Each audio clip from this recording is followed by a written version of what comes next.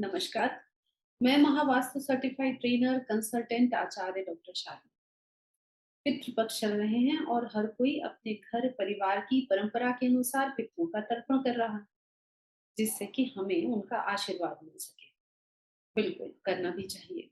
पितृ वो हैं, वो वंश बेल हैं, उसके पत्ते जो दुनिया में नहीं हैं और इस दुनिया में रहने वाले लोग भी। और हम उन्हीं का एक क्रम में आगे उनकी बेल जो है ना, वंश बेल बढ़ती जाती है। तो पितृ क्या है? डीएनए। महावास्तु में पितृ स्थान साउथ वेस्ट में माना गया है और यहाँ इस दिशा को बैलेंस करने से बहुत सारी परेशानियों से छुटकारा मिल जाता है।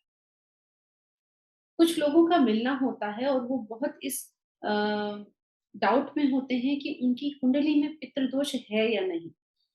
तो इस जगह मैं कहूंगी कि अनुभव से आया हुआ ज्ञान ही वह श्रेष्ठ है। ऐसा हमारे गुरु सखा आदरणीय खुशदीप बंसल जी कहते हैं। तो पितृदोष अगर आपकी कुंडली में है तो आपके जीवन में भी वो परिलक्षित हो रहा होगा, क्योंकि पितृदोष के कारण जो समस्याएं आती हैं वो बड़ी विकट होती हैं। संतान का ना होना, शादी का ना होना, कोई भी काम जो है वो उसका रुक जाना, रुकावट आना, कुछ भी अच्छा ना हो पाना, यह ये बहुत सारे कुछ कारण होते हैं जो पितृदोष के होने से होते हैं। अब कैसे पितृ के आशीर्वाद हमको मिल पाए, कैसे हमें इस दोष से आराम मिल पाए, इस दोष से हमें राहत मिल पाए, तो उसके लिए क्या करना चाहिए? जैसे कि पुराने समय में कहा भी गया था कि साउथ वेस्ट को मजबूत कर लीजिए। हम कहते हैं कि साउथ वेस्ट को बैलेंस कर लीजिए। कैसे बैलेंस करेंगे? तो इसके लिए एक छोटी सी एक क्लाइंट के साथ में जो मेरा एक केस हुआ वो आपको बताती हूँ। साउथ वेस्ट में उनके यहाँ मरूनिश कलर का किचन का टॉप आ रहा था। तो किचन का टॉप भी और साथ ही साथ वो जो गैस है वो भी। अब जब मेरा उनके यहाँ जाना हुआ तो मैंने उनसे ये कहा, अचानक ही मेरे मुँह से निकला कि भई यहाँ पे ये तुड़वा दीजिए। आसान नहीं होता है, बनी-बनाई किचन में उस पत्थर को तोड़ना बहुत बड़ा काम।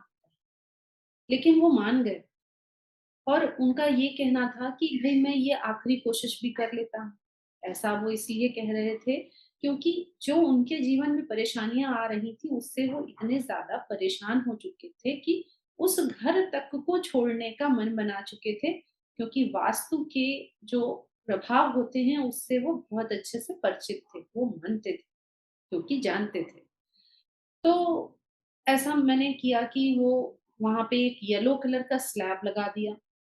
फिर उसके बाद साउथ साउथ वेस्ट में भगवान जी थे तो उनको उनकी जगह पे मैंने एक उनकी जगह सुनिश्चित कराई। फिर कुछ और भी छोटे-मोटे जो इम्बैलेंसेस थे वो थे। अब ऐसा करा होगा करीब 15 एक दिन तो लग ही गए थे।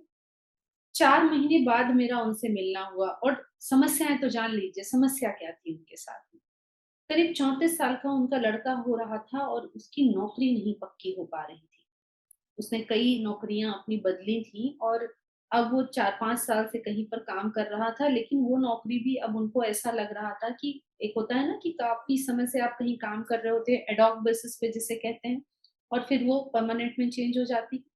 तो वहाँ कहीं सरकारी जगह पे था, एड हॉक बेसिस पे काम कर रहा था। अब उनको लग रहा था कि शायद वो भी नौकरी उनको नहीं मिलेगी, छोड़नी पड़ेगी।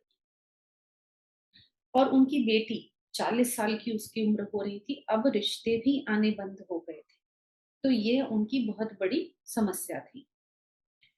करीब 4 से 5 महीने बाद उनका शायद मेरा से मिलना हुआ होगा और बड़े शांत स्वभाव वाले वो व्यक्ति थे।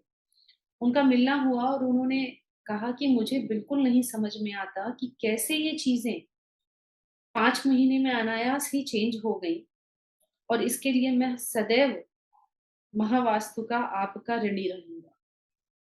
मेरा ऋणी क्या होना?